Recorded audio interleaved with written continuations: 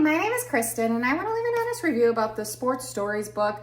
I have a hard time finding books that my 8-year-old likes to read. He just is not into a lot of books, and we finally found this Sports Stories series. There's a couple different books, and basically it's about different athletes and certain achievements that they've had or things they had to overcome.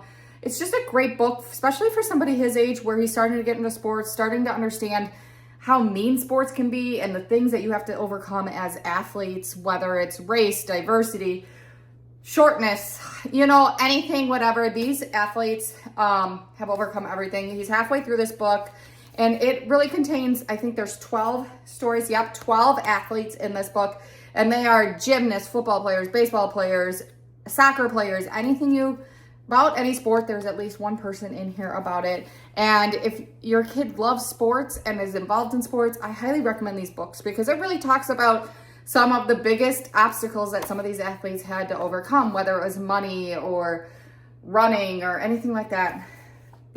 These stories are great. It kept them entertaining and it kind of taught them a lesson at the same time. It talks about inspirational quotes from different athletes, new information that goes untold when talking about what it's like to be a professional athlete, stuff like that. No sport is untouched in this book, it says on the back, and I do agree because they cover just about every sport in here. So if you're looking for just a good sports stories, like inspirational type book for young athletes, I highly recommend this Sports Stories book.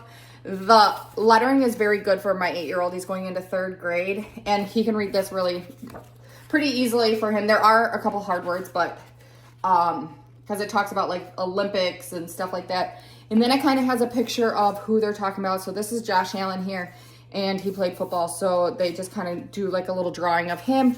But the wording is pretty easy except for like some of the stadium names or places that they went.